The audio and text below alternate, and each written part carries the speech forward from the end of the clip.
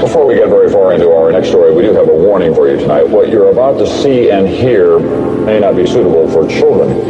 Tonight, take a walk in their world.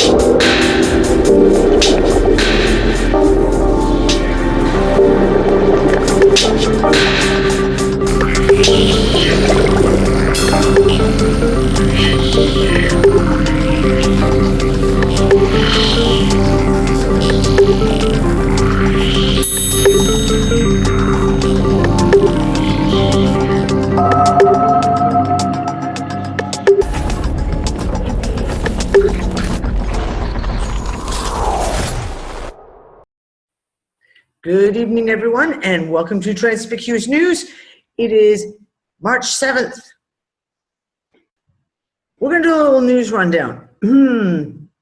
Fuck the politics and the finance and that shit. We're not even going to touch that. We're going to be talking tech and science today. I have some questions. Follow me in on this. We'll see. Do you have the same questions I'm having? Yeah. Interesting things are coming up. Those little flip changes that we talk about, where all of a sudden things just aren't perhaps what they seem. I don't know. But let's get started. Hold on a second.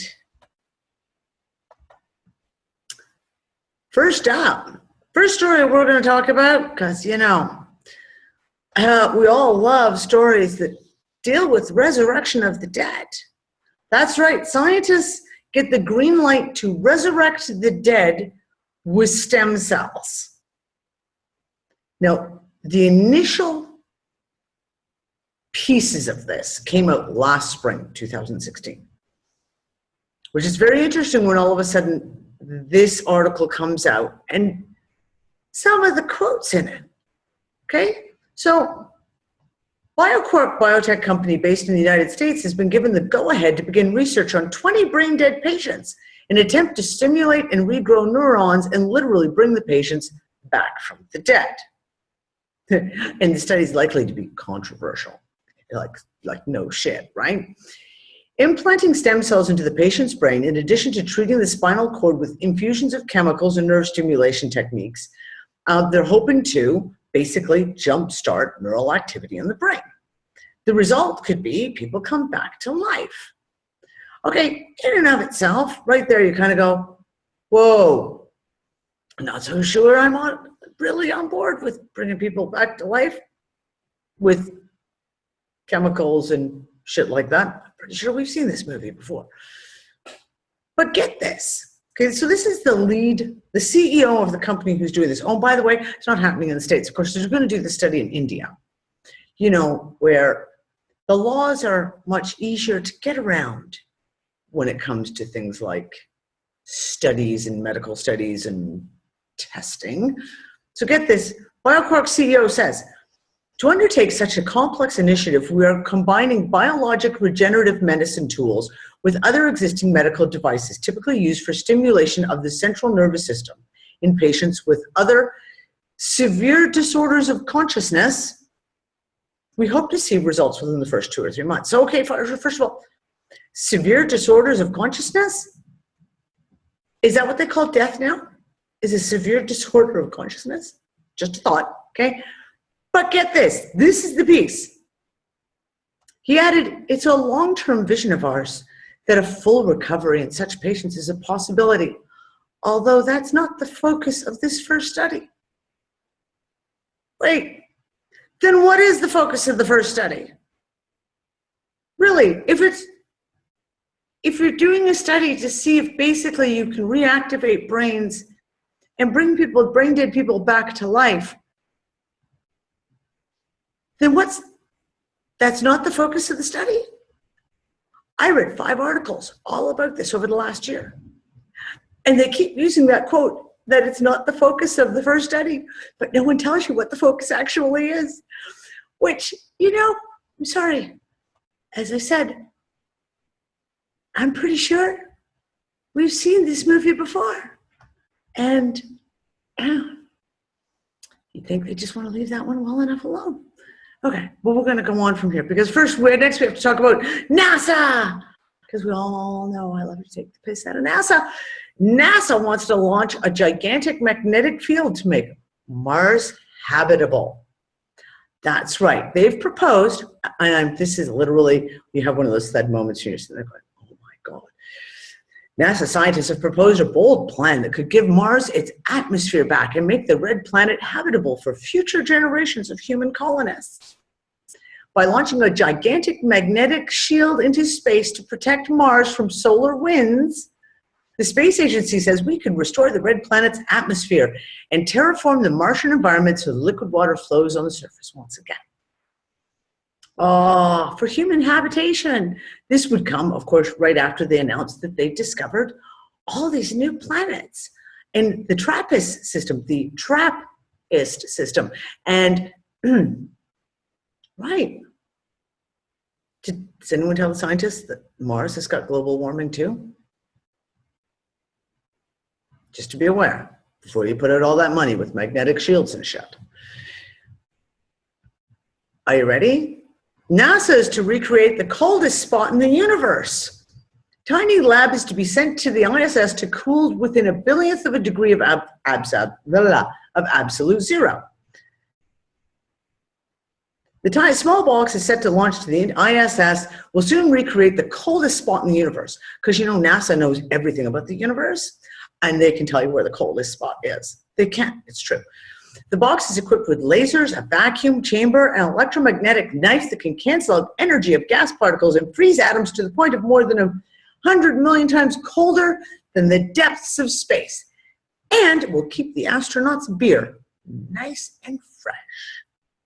Because that's what I would do if I was in the ISS. All joking aside, though, why are they making some fancy refrigerator box to take particles down to absolute zero when purportedly we already have that technology right here on the planet? The LHC, CERN. The magnets are cooled to just a fraction of a degree above absolute zero. So wait a second. What's really going on here? Why are they sending these new contraptions all up to space to the ISS? When really it seems to me that we got perfectly good refrigerators that work right down here.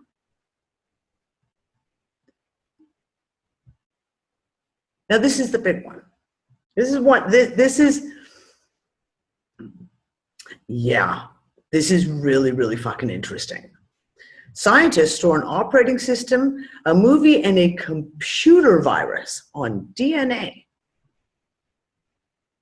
And my first brain thought is like, a computer virus? That's what they choose to store on a piece of DNA? Last year, Microsoft purchased 10 million strands of synthetic DNA from San Francisco DNA synthesis startup called Twist Bioscience, because what else would you call a DNA manufacturer, right? In the latest experiments, a pair of researchers from Columbia University and the New York Genome Center have come up with a new technique to store massive amounts of data on DNA. And the results are marvelous. The duo successfully stored around 2 megabytes in data and coded a total number of 6 files, which include a full computer operating system, a French movie from 1895, seriously, Amazon gift card, and a computer virus. Computer virus. Just keep that in mind. We're going to move on from this, though. So that is the storage capacity. This is what they've been working on, and we've touched on this on previous Transpicuous News, because they've been talking about this for about 2 years anyway.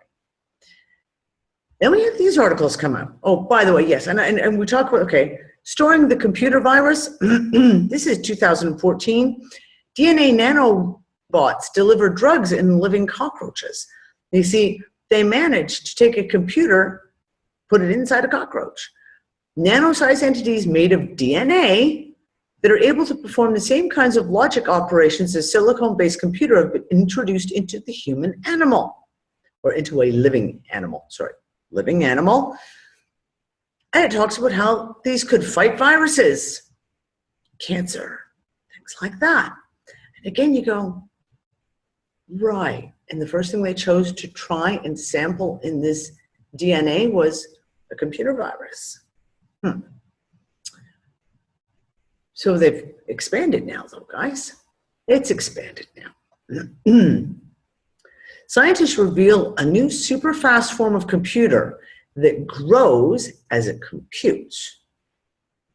Okay, so here we have Professor Ross D. King and his team have demonstrated for the first time the feasibility of engineering a non-deterministic, pardon me, I apparently can't speak today, universal Turing machine.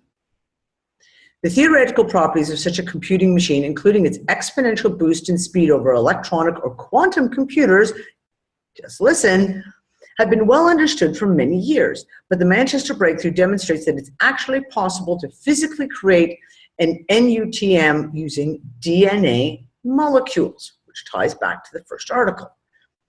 Imagine a computer is searching a maze and comes to a choice point, one path leading left, the other right. The electronic computers need to choose which path to follow first, but our new computer doesn't need to choose, for it can replicate itself and follow both paths at the same time, thus finding the answer faster. It can replicate itself, i.e. clone itself, and follow both paths at the same time. Now, that's interesting, till we start looking a little farther into this. Another article all about the same announcement. Scientists say it's possible to build a new type of self-replicating computer that replaces silicon chips with processors made from DNA. And it would be even faster than any other form of computer ever proposed, even quantum computers. Now, this is where it gets real fucking interesting. Researchers are currently working on making quantum computers a reality. Super powerful devices that replace the bits of electronic computers with quantum entangled particles called qubits. Wait, they're working on making it a reality? But quantum computers are an incredibly difficult thing to get right because of how complicated it is to create the exact conditions for not one quantum entangled particle, but a whole lot of them. Despite concerted efforts all over the world, no one has managed to build a fully functioning quantum computer. Do you have questions? Because if you've been following along on the One People Roundtable show and the shows that I've been doing here with Transpicuous News and the shows a lot of other people have been doing about D-Wave computers, you got to be having a lot of questions right now. Okay, it gets better. Another article that came out yesterday, IBM to build quantum computers, selling machines millions of times faster than anything made before. Anything made before? Wait. The company has set up a new division, IBM Q, that is intended to make quantum computers and sell them commercially. Until now, quantum computers have mostly been much hyped but long away dream. But IBM believes they're close enough to reality to start working on getting software ready for when they can become commercially available. Wait. Quantum computers have been a much hyped but long away dream? Wait. Have we not been talking about the D-Wave computer now? Lisa and I just went back and looked at the show that we discussed this fully. That was June 21st, 2016. And we showed the TED Talk where the guy is 20-minute TED Talk where the guy explains all about the D-Wave quantum computers and how they work. And we were all like, holy shit. We have an announcement, January 25th, that D-Wave is now shipping its new $15 million 10-foot tall quantum computer. Now we know all the announcements, we've seen them. Google, NASA, are all using the D-Wave quantum computers. That video from the TED Talk, 2013. Google's been using it. They bought the first one in 2013. Are you confused yet? Because I'm kind of like, what are we seeing here? Literally, what are we seeing? Now, because of this, when I came in and I started reading this, I went, oh, okay, I need to go look up the D-Wave quantum computer now. Now, again, this has been a topic of conversation. It's been ongoing for months. I mean, like I said, we started talking about it in June 2016. We discussed it again fully in October 2016. I have been discussing it on Transpicuous News when I talk about CERN and things like that. A lot of people, especially when it comes to the CERN stuff, have been talking about D-Wave computers. This isn't a subject I'm new to. Pardon me. But now I'm going looking for information on D-Wave computers, and I'm finding a plethora of arguments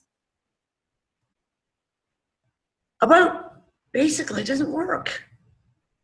Biggest ever quantum chip announced, but scientists aren't buying it. The new chip from D-Wave boasts 2,000 qubits. Okay, September 28th, 2016. Never seen anything like these articles. Hold on, let me just find here we go. Topological quantum computing, an approach that Microsoft has shown interest in, relies on creating exotic quasi-particles which are difficult to produce and even trickier to work with. We're only at the very, very beginning stages of being able to create these particles, let alone perform operations with them. Wait. But researchers say that the benefits of D-Wave's methods have never been proven. A study in Science in 2014 found that tasks performed on the company's machines were no faster than conventional computers. Wait. Do you see the shift? All through the summer and into this autumn, we saw a shitload of articles. We saw a shitload of videos that were highly focused on D-Wave quantum computers. And I did not find any of this kind of information come up. Now, we've been through another shift. We've been through a few of them recently. But as we discussed on the When People Roundtable show, Lisa and I last night, there's a couple of new Mandela effects out there that are like, holy shit, mind-blowing, i.e. the changes to the human skull.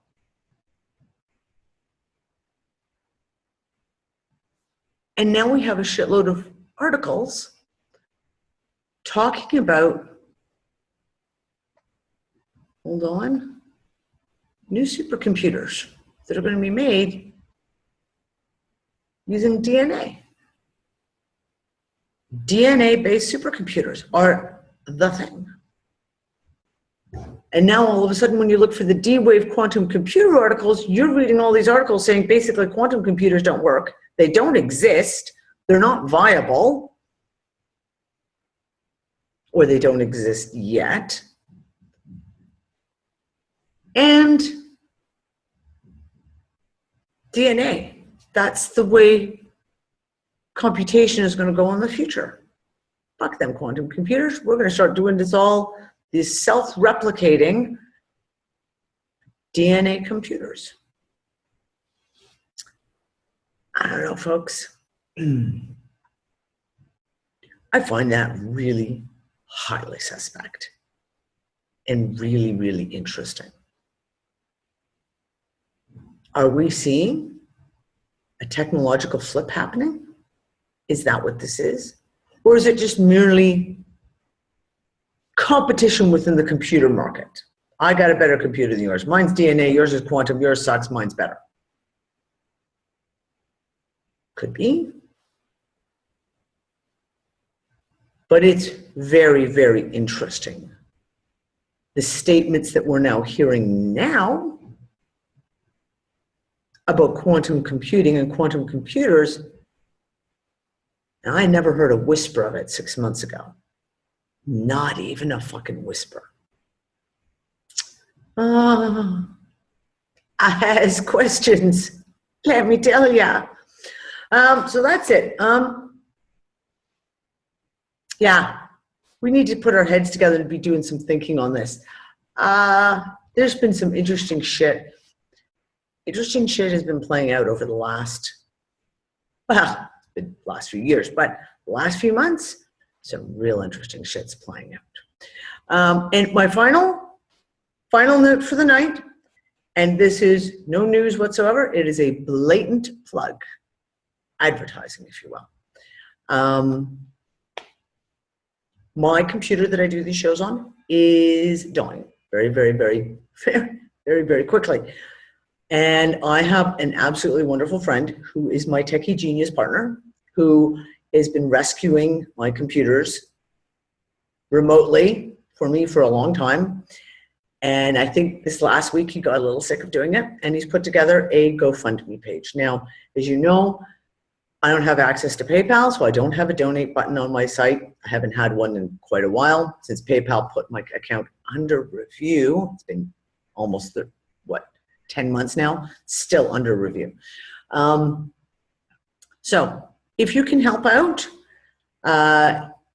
he's insisting that this time with all the video editing I'm doing on graphics that I can't just go buy a corner store laptop. I have to actually get something decent that can put up with the torture that I put a computer through daily. So if you can help out, awesome. I'll put the link down below. If you can share it, spread the word, that's awesome too. And that is me out for tonight. Yeah, technology is an interesting thing. We keep talking about this. Rapid changes of technology. Is it rapid changes of technology, or is there more to it than that? Anyways, I will talk to all you guys later on. Bye.